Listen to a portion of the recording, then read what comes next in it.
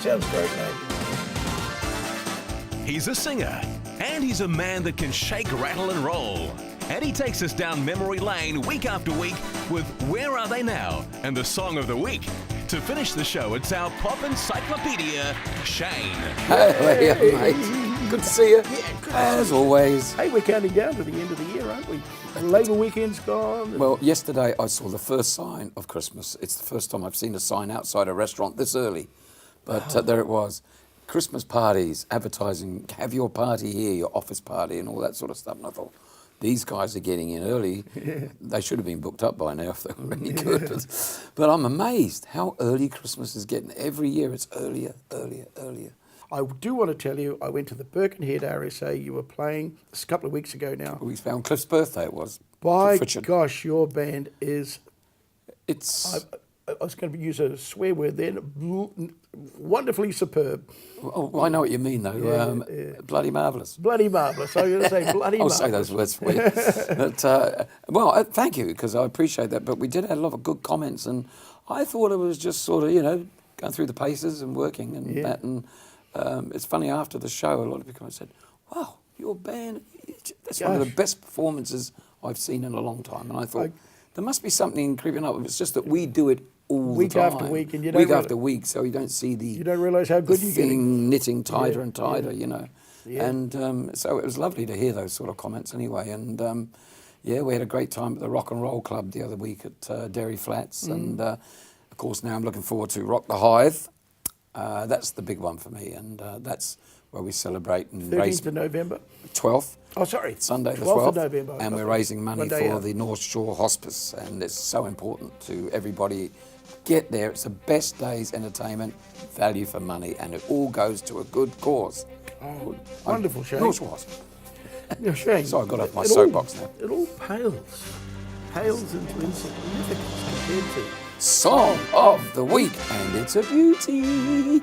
Oh, it is. It's a beauty. And we were a big hoo-ha. We were just talking about it. October the 14th, Cliff Richard turned 77. Now, it's amazing how the years have flown, And my mum goes, he's 77, because she can remember him as a 17-year-old on TV. And I thought she was an elderly woman then, because I was only like 13 or 14 or something. Anyway, he had his 77th birthday, but just before him, 4 days earlier, it got quite overlooked, but John Lennon would have been 77 had he been alive. And that's amazing. 77, I never realised he was quite that elderly, but 77. And I thought, well, we should celebrate John too and give him a bit of a boost. And I racked my head and my brain and think, what's a good John Lennon song? And I've got to say that my favourite would be Norwegian Wood. Wow, so what a wonderful song. I thought we'll feature that song, but I'm going to do it with a bit of a difference. And we've got a great clip with Cilla Black doing the lead vocal. It's a beautiful version. I loved it when I saw it. And you've got Marvin Welsh and Farah, three of the Shadows, of course, were the Shadows. And they're doing all the backing vocals and playing acoustic guitars. And it's just a beautiful thing, the way it's all put together. Well, let's get on to Marvin Welsh and Farah first. How did that happen? Of course, they're all Shadows. But Farah, John Farah, he's a Melbourneite, born in Melbourne, grew up there. And he was in a band called the Mustangs around the suburbs of Melbourne in the early days. I talk about 1963, 64. Every young lad who worshipped the Shadows from, say, 1960 onwards dreamed of playing in the Shadows. Oh, or something like that, Now, and I'm talking about New Zealand boys and Australian boys. Anywhere. And only one person ever achieved that to end up playing with, and it was this guy Farah. John Farah from Melbourne. Because we all wanted to play in the Shadows, didn't we? And of course the connection there, a big Australian connection with the Shadows after that, because Olivia then went over.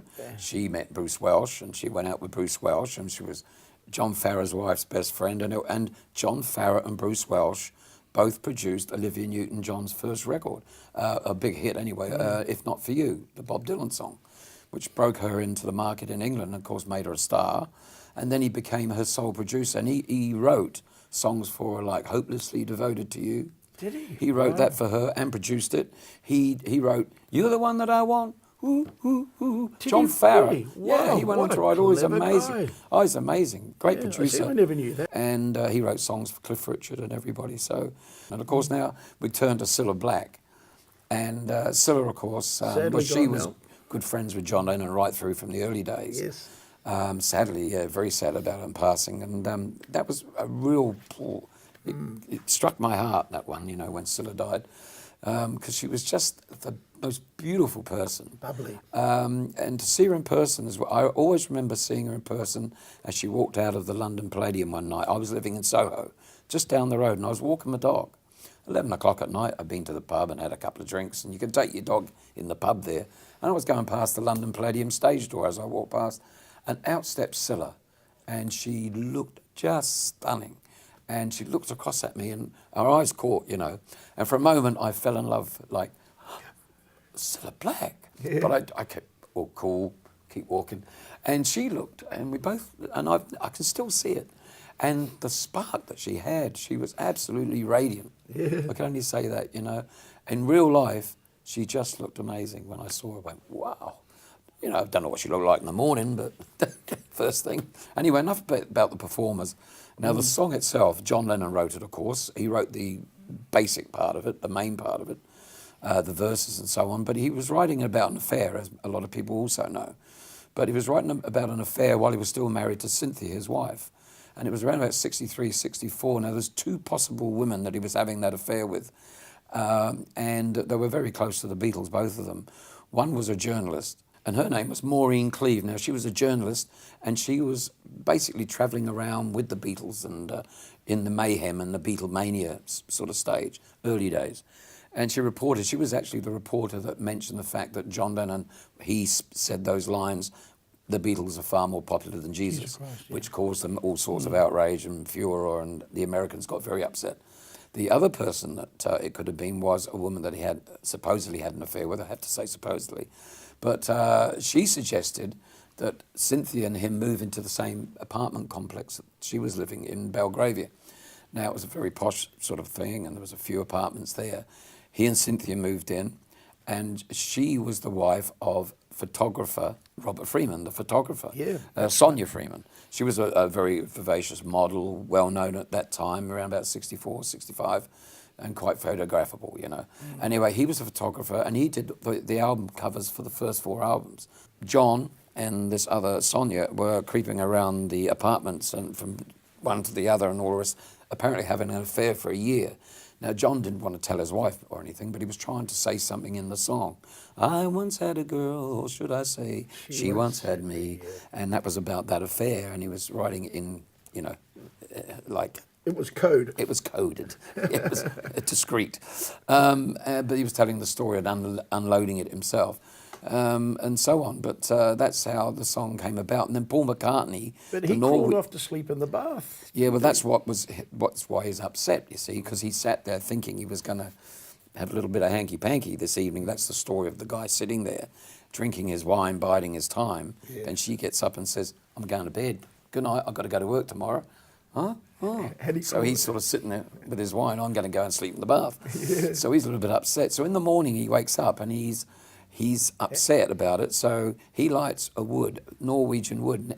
The whole thing conjures up the fact that you're sitting in a cabin in a snowy little place up in Norway somewhere, burning some Norwegian wood on an open fire. Yeah. Well, it's nothing to do with that. It's actually Peter Ash's bedroom. And when John and Paul would get together to write songs, they come up, I've got this idea for a song, and they wanted the middle eight. Well, Paul McCartney came up with the line Norwegian wood. When the panelling, remember that cheap pine panelling they used to put around bedrooms and rooms? Like a Lockwood Home. Like a Lockwood Home type of thing. Yeah. But it was cheap, and it went round the room, and you just closed your room in this stuff. And he used to call it Norwegian wood. He said, oh, look, Norwegian wood. And he used to hate the stuff, you know. Mm. And the idea was, and that's where the term Norwegian wood came from. And Paul McCartney had come up with that, yeah. And it was Peter Asher's bedroom, and Peter Asher, of course, was the brother he was in Peter and Gordon, and he was the brother of Jane Asher, who Paul McCartney was then dating and living with, I think. That's really the connotation, the real connotation behind the song. Norwegian. Not what we all fantasize and see the romantic side of the whole thing. Now, So Shane, it's interesting. time to slap the table? Yeah, I think so, because I could go on for another hour on this I song. think so. Shane, I can surmise You can. that tonight's Song of the Week has got to be... It's got to be from Rubber Soul, the Beatles album, Norwegian Wood, the John Lennon song by Cilla Black and Marvin Welsh and Farron. I once had a boy, or should I say, he once had me.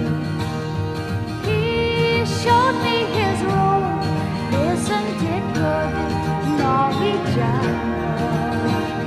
He asked her to stay and he told her to sit anywhere. So she looked around and she noticed there wasn't a chair. So I sat on his robe, biding my time, drinking his wine. They talked until 2 and then she said, It's time for bed.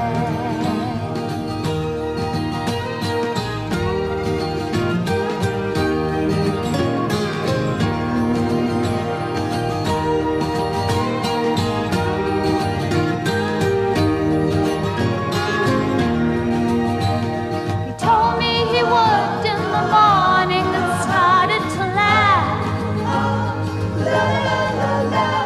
I told him I didn't and crawled off to sleep in the bath.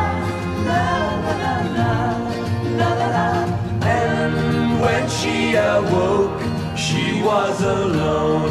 This bird had flown.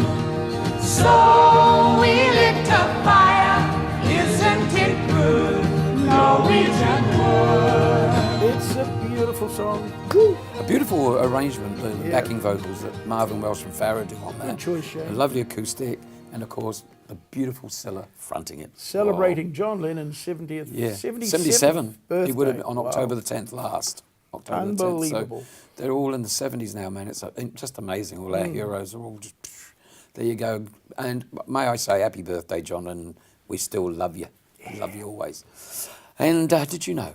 No, I had to tell you. Did you know that he started writing that song way back in 1965, in February of 65, and he first played it to George Martin. He was on holiday in Semmeritz, in the Alps there, doing a bit of skiing, I guess. He'd taken Cynthia, so he wasn't wanting her to know that he was writing this song about anyone else.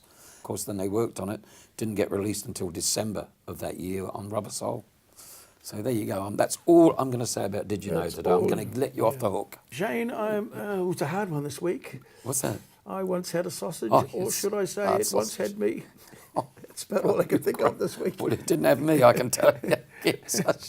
So, Shane, all I can say is if we look at the screen, it says Oh, yeah. Sterling Job Old Sausage. Look at it go. Look at it go. Look at it go.